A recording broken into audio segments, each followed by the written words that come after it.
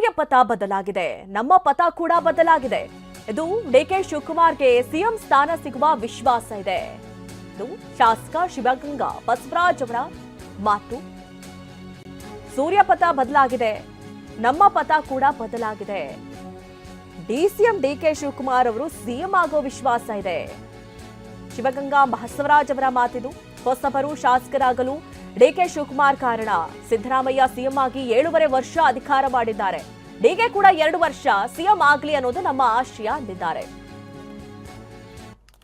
ಸ್ಪಷ್ಟವಾಗಿ ನೀವು ಹೇಳ್ತಾನೆ ಇದ್ರಿ DKC ಅವರು ಸಿಎಂ ಆಗ್ತಾರೆ ಅಂತೇಳಿ, ಈಗೇನು ಹೇಳಕ್ಕೆ ಇಷ್ಟಪಡ್ತೀವಿ? ತಮಗೆ ಮಾಧ್ಯಮದವ್ರಿಗೆ ನಾನು ಮುಂಚಿಂದನೂ ತಾವೇನು ಹೇಳ್ದಂಗೆ ಮುಖ್ಯಮಂತ್ರಿ ಬದಲಾವಣೆ ವಿಷಯ ಮಾತಾಡ್ತಾ ಬಂದೆ. ತದನಂತರ ಹೈಕಮಾಂಡ್ ನಮಗೆ ನೋಟಿಸು ಕೊಡ್ತು. ಹೈಕಮಾಂಡ್ ನೋಟಿಸ್ ಕೊಟ್ಟ ನಂತರ ಯಾರು ಮಾತಾಡಬೇಡ್ರಿ ಅಂದರು. ನಾವು ಮಾತಾಡಿ ಸ್ಟಾಪ್ ಮಾಡಿದ್ವಿ.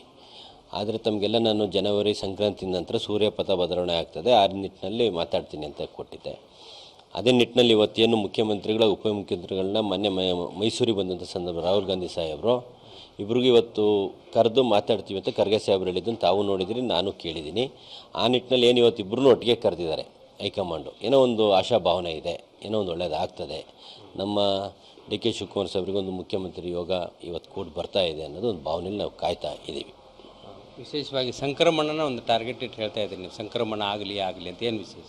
ಅದೇ ಸಂಕ್ರಾಂತಿ ಸಂದರ್ಭದಲ್ಲಿ ಸೂರ್ಯಪಥ ಬದಲಾವಣೆ ಆಗ್ತದೆ. ಅದೇ ಸಂದರ್ಭದಲ್ಲಿ ನಮ್ಮ ಉಪಮುಖ್ಯಮಂತ್ರಿಗಳ ಪಥ ಸಂಘಟನೆ, ಪಕ್ಷದ ಅಭಿವೃದ್ಧಿ ಕಾರ್ಯಕ್ರಮಗಳು ಸರ್ಕಾರದ ಕಡೆ ಇತ್ತು. ನಮ್ಮದು ಇವತ್ತು ಪಥ ಬದಲಾವಣೆ ದೆಹಲಿ ಕಡೆ ನಾವು ಮಾಡಿದ್ದೀವಿ. ಇಲ್ಲಿವರೆಗೂ ಹೈಕಮಾಂಡ್ ಸಹ ನಮ್ಮನ್ನು ಪಥ ಬದಲಾವಣೆ ಮಾಡೋಕ್ಕೆ ಅವಕಾಶ ಕೊಟ್ಟಿರಲಿಲ್ಲ, ಕರೆದಿರಲಿಲ್ಲ. ಈಗ ಅವರು ಸಹ ಪಥ ಬದಲಾವಣೆ ಮಾಡಿ ಕರ್ನಾಟಕ ಸಂಘಟನೆ ಅಭಿವೃದ್ಧಿಯ ಜೊತೆಗೆ ಇವತ್ತು ದೆಹಲಿ ಕಡೆಗೆ ಪಥ ಬದಲಾವಣೆ ಮಾಡಿ ಕರೆದಿದ್ದಾರೆ ಅಂದರೆ ಒಂದು ಉತ್ತಮವಾದ ಬೆಳವಣಿಗೆ ಅಂತ ನಮ್ಮ ಅಭಿಪ್ರಾಯ.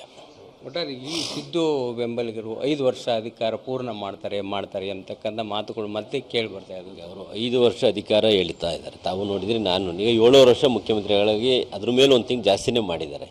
ಅವ್ರಿಗೂ ಅವಕಾಶ ಕೊಟ್ಟಿದ್ದೆ. ಅವರ ಶ್ರಮವನ್ನು ಪಕ್ಷದಲ್ಲಿ ಇರೋದ್ರಿಂದ, ಅದೇ ರೀತಿ ಉಪಮುಖ್ಯಮಂತ್ರಿಗಳ ಶ್ರಮನೂ ಇರೋದ್ರಿಂದ ಇವ್ರಿಗೊಂದು ಅವಕಾಶ ಸಿಗಲಿ ಅಂತ ನಮ್ಮ ಏನು ಸುಮಾರು 40ರಿಂದ 50 ಜನ ಹೊಸದಾಗಿ ಆಯ್ಕೆಯ ಶಾಸಕರ ಅಭಿಪ್ರಾಯ ಇತ್ತು.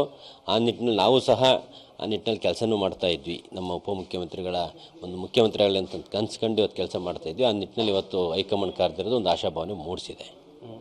ನೀವು ಸ್ಟಾರ್ಟಿಂಗ್ದಿಂದ ಅಷ್ಟು ವಿಶ್ವಾಸದಲ್ಲಿ ಹೇಳ್ತೀರಿ, ಮಾತುಕತೆ ಆಗಿತ್ತೇನು ಮೊದಲು ಏನಾರ? ಅದು ನಮ್ಮಗಳ ಒಂದು ಶಾಸಕಾಂಗ ಸಭೆಯಲ್ಲಿ ಎಲ್ಲೂ ಮಾತುಕತೆ ಆಗಿರಲಿಲ್ಲ. ಆಮೇಲೆ ಸೀನಿಯರ್ಸ್ನ ಭಾಳ ಜನ ಕೇಳಿದಾಗ ನಮ್ಮ ಮುಂದೇನೂ ಆಗಿಲ್ಲ ಆ ಥರ ಮಾತುಕತೆ ಅಂದರು. ಆದರೆ ಎಲ್ಲೋ ಒಂದು ಕಡೆ ಒಂದು 2.5 ಅನ್ನೋ ಒಂದು ಅಧಿಕಾರ ಹಂಚಿಕೆ ಆಗುತ್ತೆ ಅನ್ನೋ ಒಂದು ಮಾಹಿತಿ ನಮಗೆಲ್ಲೋ ಒಂದು ಕಡೆ ಇತ್ತು.